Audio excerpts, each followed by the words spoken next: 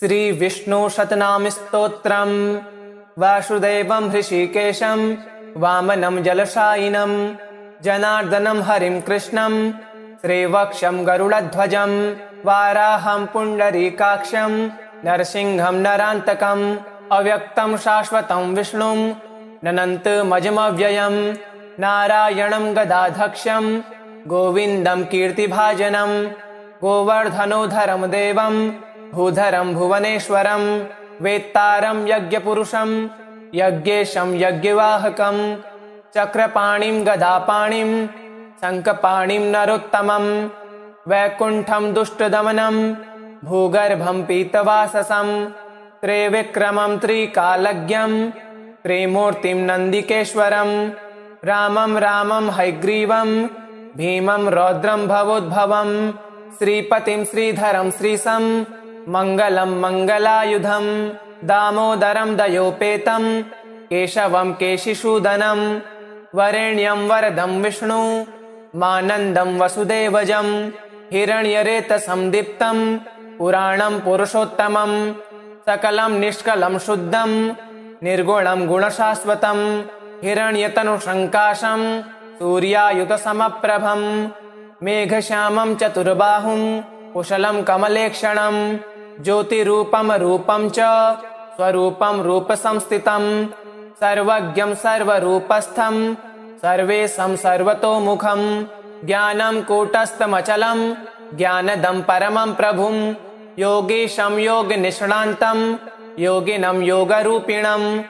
ईश्वरं सर्वभूतानां वन्दे भूतमयं प्रभुम्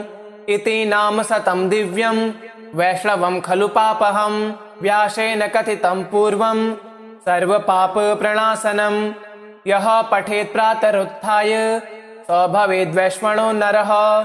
सर्वपापविशुद्धात्मा विष्णुसायुज्यमाप्नुयात् चन्द्रायणसहस्राणि कन्यादानशतानि च गवां लक्षसहस्राणि मुक्तिभागी भवेन्नरः अश्वमेधायुतं पुण्यं फलं प्राप्नोति मानवः वासुदेवं हृषीकेशं वामनं जलशायिनं जनार्दनं हरिं कृष्णं श्रीवक्षं गरुडध्वजं वाराहं पुण्डरीकाक्षं नरसिंहं नरान्तकम् अव्यक्तं शाश्वतं विष्णुं ननन्तमजमव्ययं नारायणं गदाधक्षं गोविन्दं कीर्तिभाजनं गोवर्धनोधरं देवं भूधरं भुवनेश्वरं वेत्तारं यज्ञपुरुषं यज्ञेशं यज्ञवाहकं चक्रपाणिं गदापाणिं शङ्खपाणिं नरोत्तमं वैकुण्ठं दुष्टदमनं भूगर्भं पीतवाससं त्रिविक्रमं त्रिकालज्ञं त्रिमूर्तिं नन्दिकेश्वरं रामं रामं हयग्रीवं भीमं रौद्रं भवोद्भवं श्रीपतिं श्रीधरं श्रीशं मङ्गलं मङ्गलायुधं दामोदरं दयोपेतं केशवं केशिसूदनं वरेण्यं वरदं विष्णु मानन्दं वसुदेवजं हिरण्यरेतसं दीप्तं पुराणं पुरुषोत्तमं सकलं निष्कलं शुद्धं निर्गुणं गुणशाश्वतं हिरण्यतनुसङ्काशं सूर्यायुतसमप्रभं मेघश्यामं चतुर्बाहुं कुशलं कमलेक्षणं ज्योतिरूपं रूपं च स्वरूपं रूपसंस्थितं सर्वज्ञं सर्वरूपस्थं सर्वेशं सर्वतोमुखं ज्ञानं कूटस्थमचलं ज्ञानदं परमं प्रभुं योगीशं योगनिष्णान्तं योगिनं योगरूपिणं ईश्वरं सर्वभूतानां वन्दे भूतमयं प्रभुम् इति नाम शतं दिव्यं वैष्णवं खलु पापहं व्यासेन कथितं पूर्वं सर्वपापप्रणाशनं यः पठेत् प्रातरुत्थाय स भवेद्वैष्णवो नरः सर्वपापविशुद्धात्मा विष्णुसायुज्यमाप्नुयात् चन्द्रायणसहस्राणि कन्यादानशतानि च गवां लक्षसहस्राणि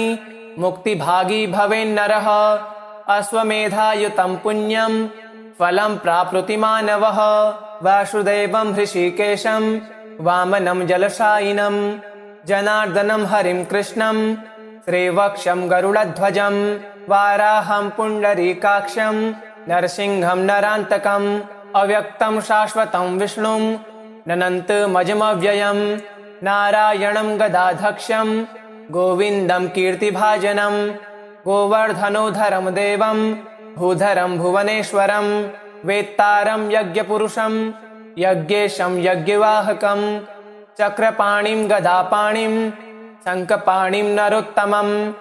वैकुण्ठं दुष्टदमनं भूगर्भं पीतवाससं त्रिविक्रमं त्रिकालज्ञं त्रिमूर्तिं नन्दिकेश्वरं रामं रामं हयग्रीवं भीमं रौद्रं भवोद्भवं श्रीपतिं श्रीधरं श्रीशं मङ्गलं मङ्गलायुधं दामोदरं दयोपेतं केशवं केशिसूदनं वरेण्यं वरदं विष्णु मानन्दं वसुदेवजं हिरण्यरेतसं दीप्तं पुराणं पुरुषोत्तमं सकलं निष्कलं शुद्धं निर्गुणं गुणशाश्वतं हिरण्यतनुसङ्काशं सूर्यायुतसमप्रभं मेघश्यामं चतुर्बाहुं कुशलं कमलेक्षणं ज्योतिरूपं रूपं च स्वरूपं रूपसंस्थितं सर्वज्ञं सर्वरूपस्थं सर्वेशं सर्वतोमुखं ज्ञानं कूटस्थमचलं ज्ञानदं परमं प्रभुं योगीशं योगनिष्णान्तं योगिनं योगरूपिणम् ईश्वरं सर्वभूतानां वन्दे भूतमयं प्रभुम् इति नाम शतं दिव्यं वैष्णवं खलु पापहं व्यासेन कथितं पूर्वं सर्वपापप्रणाशनं यः पठेत् प्रातरुत्थाय स भवेद्वैष्णवो नरः सर्वपापविशुद्धात्मा विष्णुसायुज्यमाप्नुयात् चन्द्रायणसहस्राणि कन्यादानशतानि च गवां लक्षसहस्राणि मुक्तिभागी भवेन्नरः अश्वमेधायुतं पुण्यं फलं प्राप्नोति मानवः वासुदेवं हृषीकेशं वामनं जलशायिनं जनार्दनं हरिं कृष्णं श्रीवक्षं गरुडध्वजं वाराहं पुण्डरीकाक्षं नरसिंहं नरान्तकम् अव्यक्तं शाश्वतं विष्णुं ननन्तमजमव्ययं नारायणं गदाधक्षं गोविन्दं कीर्तिभाजनं गोवर्धनोधरं देवं भूधरं भुवनेश्वरं वेत्तारं यज्ञपुरुषं यज्ञेशं यज्ञवाहकं चक्रपाणिं गदापाणिं शङ्खपाणिं नरोत्तमं वैकुण्ठं दुष्टदमनं भूगर्भं पीतवाससं त्रिविक्रमं त्रिकालज्ञं त्रिमूर्तिं नन्दिकेश्वरं रामं रामं हयग्रीवं भीमं रौद्रं भवोद्भवं श्रीपतिं श्रीधरं श्रीशं मङ्गलं मङ्गलायुधं दामोदरं दयोपेतं केशवं केशिसूदनं वरेण्यं वरदं विष्णु मानन्दं वसुदेवजं हिरण्यरेतसं दीप्तं पुराणं पुरुषोत्तमं सकलं निष्कलं शुद्धं निर्गुणं गुणशाश्वतं हिरण्यतनुसङ्काशं सूर्यायुतसमप्रभं मेघश्यामं चतुर्बाहुं कुशलं कमलेक्षणं ज्योतिरूपं रूपं च स्वरूपं रूपसंस्थितं सर्वज्ञं सर्वरूपस्थं सर्वेशं सर्वतोमुखं ज्ञानं कूटस्थमचलं ज्ञानदं परमं प्रभुं योगीशं योगनिष्णान्तं योगिनं योगरूपिणम् ईश्वरं सर्वभूतानां वन्दे भूतमयं प्रभुम् इति नाम शतं दिव्यं वैष्णवं खलु पापहं व्यासेन कथितं पूर्वं सर्वपापप्रणाशनं यः पठेत् प्रातरुत्थाय स भवेद्वैष्णवो नरः सर्वपापविशुद्धात्मा विष्णुसायुज्यमाप्नुयात् चन्द्रायणसहस्राणि कन्यादानशतानि च गवां लक्षसहस्राणि मुक्तिभागी भवेन्नरः अश्वमेधायुतं पुण्यं फलं प्राप्नोति मानवः वासुदेवं हृषीकेशं वामनं जलशायिनं जनार्दनं हरिं कृष्णं श्रीवक्षं गरुडध्वजं वाराहं पुण्डरीकाक्षं नरसिंहं नरान्तकम् अव्यक्तं शाश्वतं विष्णुं ननन्तमजमव्ययं नारायणं गदाधक्षं गोविन्दं कीर्तिभाजनं गोवर्धनोधरं देवं भूधरं भुवनेश्वरं वेत्तारं यज्ञपुरुषं यज्ञेशं यज्ञवाहकं चक्रपाणिं गदापाणिं शङ्खपाणिं नरोत्तमं वैकुण्ठं दुष्टदमनं भूगर्भं पीतवाससं त्रिविक्रमं त्रिकालज्ञं त्रिमूर्तिं नन्दिकेश्वरं रामं रामं हयग्रीवं भीमं रौद्रं भवोद्भवं श्रीपतिं श्रीधरं श्रीशं मङ्गलं मङ्गलायुधं दामोदरं दयोपेतं केशवं केशिसूदनं वरेण्यं वरदं विष्णु मानन्दं वसुदेवजं हिरण्यरेतसं दीप्तं पुराणं पुरुषोत्तमं सकलं निष्कलं शुद्धं निर्गुणं गुणशाश्वतं हिरण्यतनुशङ्काशं सूर्यायुतसमप्रभं मेघश्यामं चतुर्बाहुं कुशलं कमलेक्षणं ज्योतिरूपं रूपं च स्वरूपं रूपसंस्थितं सर्वज्ञं सर्वरूपस्थं सर्वेशं सर्वतोमुखं ज्ञानं कूटस्थमचलं ज्ञानदं परमं प्रभुं योगीशं योगनिष्णान्तं योगिनं योगरूपिणम् ईश्वरं सर्वभूतानां वन्दे भूतमयं प्रभुम् इति नाम शतं दिव्यं वैष्णवं खलु पापहं व्यासेन कथितं पूर्वं सर्वपापप्रणाशनं यः पठेत् प्रातरुत्थाय स भवेद्वैष्णवो नरः सर्वपापविशुद्धात्मा विष्णुसायुज्यमाप्नुयात् चन्द्रायणसहस्राणि कन्यादानशतानि च गवां लक्षसहस्राणि मुक्तिभागी भवेन्नरः अश्वमेधायुतं पुण्यं फलं प्राप्नोति मानवः वासुदेवं हृषीकेशं वामनं जलशायिनं जनार्दनं हरिं कृष्णं श्रीवक्षं गरुडध्वजं वाराहं पुण्डरीकाक्षं नरसिंहं नरान्तकम् अव्यक्तं शाश्वतं विष्णुं ननन्तमजमव्ययं नारायणं गदाधक्षं गोविन्दं कीर्तिभाजनं गोवर्धनोधरं देवं भूधरं भुवनेश्वरं वेत्तारं यज्ञपुरुषं यज्ञेशं यज्ञवाहकं चक्रपाणिं गदापाणिं शङ्खपाणिं नरोत्तमं वैकुण्ठं दुष्टदमनं भूगर्भं पीतवाससं त्रिविक्रमं त्रिकालज्ञं त्रिमूर्तिं नन्दिकेश्वरं रामं रामं हयग्रीवं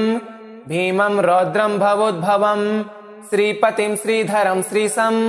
मङ्गलं मङ्गलायुधं दामोदरं दयोपेतं केशवं केशिसूदनं वरेण्यं वरदं विष्णु मानन्दं वसुदेवजं हिरण्यरेतसं दीप्तं पुराणं पुरुषोत्तमं सकलं निष्कलं शुद्धं निर्गुणं गुणशाश्वतं हिरण्यतनुशङ्काशं सूर्यायुतसमप्रभं मेघश्यामं चतुर्बाहुं कुशलं कमलेक्षणं ज्योतिरूपं रूपं च स्वरूपं रूपसंस्थितं सर्वज्ञं सर्वरूपस्थं सर्वेशं सर्वतोमुखं ज्ञानं कूटस्थमचलं ज्ञानदं परमं प्रभुं योगीशं योगनिष्णान्तं योगिनं योगरूपिणम् ईश्वरं सर्वभूतानां वन्दे भूतमयं प्रभुम् इति नाम शतं दिव्यं वैष्णवं खलु पापहं व्यासेन कथितं पूर्वं सर्वपापप्रणाशनं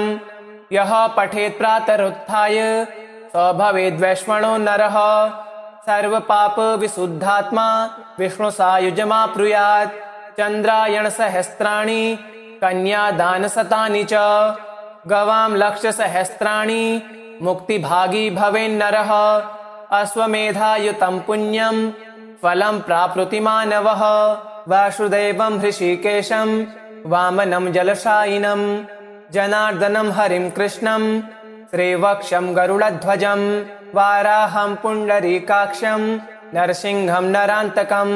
अव्यक्तं शाश्वतं विष्णुं ननन्तमजमव्ययं नारायणं गदाधक्षं गोविन्दं कीर्तिभाजनं गोवर्धनोधरं देवं भूधरं भुवनेश्वरं वेत्तारं यज्ञपुरुषं यज्ञेशं यज्ञवाहकं चक्रपाणिं गदापाणिं शङ्खपाणिं नरोत्तमं वैकुण्ठं दुष्टदमनं भूगर्भं पीतवाससं त्रिविक्रमं त्रिकालज्ञं त्रिमूर्तिं नन्दिकेश्वरं रामं रामं हयग्रीवं भीमं रौद्रं भवोद्भवं श्रीपतिं श्रीधरं श्रीशं मङ्गलं मङ्गलायुधं दामोदरं दयोपेतं केशवं केशिसूदनं वरेण्यं वरदं विष्णु मानन्दं वसुदेवजं हिरण्यरेतसं दीप्तं पुराणं पुरुषोत्तमं सकलं निष्कलं शुद्धं निर्गुणं गुणशाश्वतं हिरण्यतनुसङ्काशं सूर्यायुतसमप्रभं मेघश्यामं चतुर्बाहुं कुशलं कमलेक्षणं ज्योतिरूपं रूपं च स्वरूपं रूपसंस्थितं सर्वज्ञं सर्वरूपस्थं सर्वेशं सर्वतोमुखं ज्ञानं कूटस्थमचलं ज्ञानदं परमं प्रभुं योगीशं योगनिष्णान्तं योगिनं योगरूपिणम्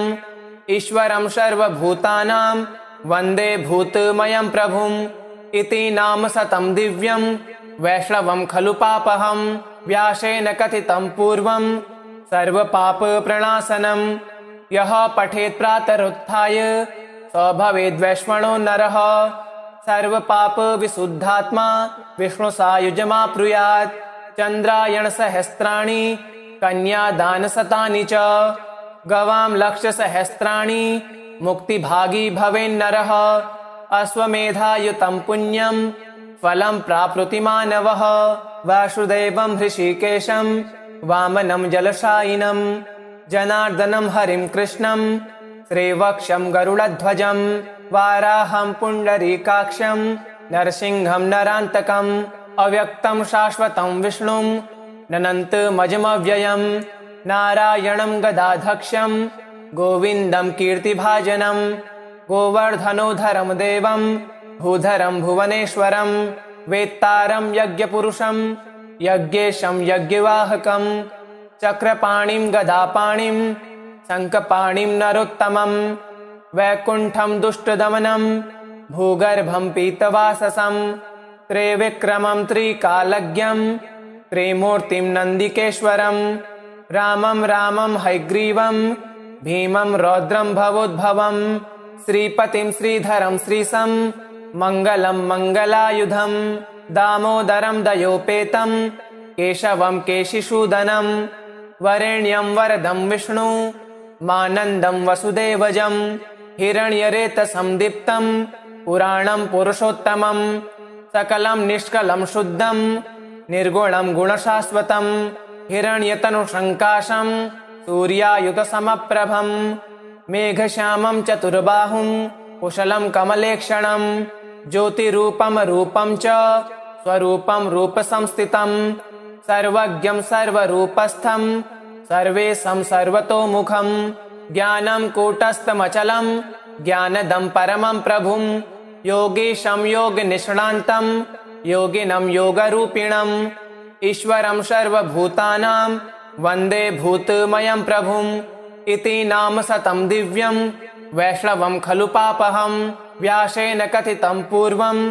सर्वपापप्रणाशनं यः पठेत् प्रातरुत्थाय स भवेद्वैष्णवो नरः सर्वपापविशुद्धात्मा विष्णुसायुज्यमाप्नुयात् चन्द्रायणसहस्राणि कन्यादानशतानि च गवां लक्षसहस्राणि मुक्तिभागी भवेन्नरः अश्वमेधायुतं पुण्यं फलं प्राप्नोति मानवः वासुदेवं हृषीकेशं वामनं जलशायिनं जनार्दनं हरिं कृष्णं श्रीवक्षं गरुडध्वजं वाराहं पुण्डरीकाक्षं नरसिंहं नरान्तकम् अव्यक्तं शाश्वतं विष्णुं ननन्तमजमव्ययं नारायणं गदाधक्षं गोविन्दं कीर्तिभाजनं गोवर्धनोधरं देवं भूधरं भुवनेश्वरं वेत्तारं यज्ञपुरुषं यज्ञेशं यज्ञवाहकं चक्रपाणिं गदापाणिं शङ्खपाणिं नरोत्तमं वैकुण्ठं दुष्टदमनं भूगर्भं पीतवाससं त्रिविक्रमं त्रिकालज्ञं त्रिमूर्तिं नन्दिकेश्वरं रामं रामं हयग्रीवं भीमं रौद्रं भवोद्भवं श्रीपतिं श्रीधरं श्रीशं मङ्गलं मङ्गलायुधं दामोदरं दयोपेतं केशवं केशिसूदनं वरेण्यं वरदं विष्णु मानन्दं वसुदेवजं हिरण्यरेतसं दीप्तं पुराणं पुरुषोत्तमं सकलं निष्कलं शुद्धं निर्गुणं गुणशाश्वतं हिरण्यतनुसङ्काशं सूर्यायुतसमप्रभं मेघश्यामं चतुर्बाहुं कुशलं कमलेक्षणं ज्योतिरूपं रूपं च स्वरूपं रूपसंस्थितं सर्वज्ञं सर्वरूपस्थं सर्वेशं सर्वतोमुखं ज्ञानं कूटस्थमचलं ज्ञानदं परमं प्रभुं योगीशं योगनिष्णान्तं योगिनं योगरूपिणं ईश्वरं सर्वभूतानां वन्दे भूतमयं प्रभुं इति नाम शतं दिव्यं वैष्णवं खलु पापहं व्यासेन कथितं पूर्वं सर्वपापप्रणाशनं यः पठेत् प्रातरुत्थाय स भवेद्वैष्णवो नरः सर्वपापविशुद्धात्मा विष्णुसायुज्यमाप्नुयात् चन्द्रायणसहस्राणि कन्यादानशतानि च गवां लक्षसहस्राणि मुक्तिभागी भवेन्नरः अश्वमेधायुतं पुण्यं फलं प्राप्नोति मानवः वासुदेवं हृषीकेशं वामनं जलशायिनं जनार्दनं हरिं कृष्णं श्रीवक्षं गरुडध्वजं वाराहं पुण्डरीकाक्षं नरसिंहं नरान्तकम् अव्यक्तं शाश्वतं विष्णुं ननन्तमजमव्ययं नारायणं गदाधक्षं गोविन्दं कीर्तिभाजनं गोवर्धनोधरं देवं भूधरं भुवनेश्वरं वेत्तारं यज्ञपुरुषं यज्ञेशं यज्ञवाहकं चक्रपाणिं गदापाणिं शङ्खपाणिं नरोत्तमं वैकुण्ठं दुष्टदमनं भूगर्भं पीतवाससं त्रिविक्रमं त्रिकालज्ञं त्रिमूर्तिं नन्दिकेश्वरं रामं रामं हयग्रीवं भीमं रौद्रं भवोद्भवं श्रीपतिं श्रीधरं श्रीशं मङ्गलं मङ्गलायुधं दामोदरं दयोपेतं केशवं केशिसूदनं वरेण्यं वरदं विष्णु मानन्दं वसुदेवजं हिरण्यरेतसं दीप्तं पुराणं पुरुषोत्तमं सकलं निष्कलं शुद्धं निर्गुणं गुणशाश्वतं हिरण्यतनुसङ्काशं सूर्यायुतसमप्रभं मेघश्यामं चतुर्बाहुं कुशलं कमलेक्षणं ज्योतिरूपं रूपं च स्वरूपं रूपसंस्थितं सर्वज्ञं सर्वरूपस्थं सर्वेशं सर्वतोमुखं ज्ञानं कूटस्थमचलं ज्ञानदं परमं प्रभुं योगीशं योगनिष्णान्तं योगिनं योगरूपिणं ईश्वरं सर्वभूतानां वन्दे भूतमयं प्रभुं इति नाम शतं दिव्यं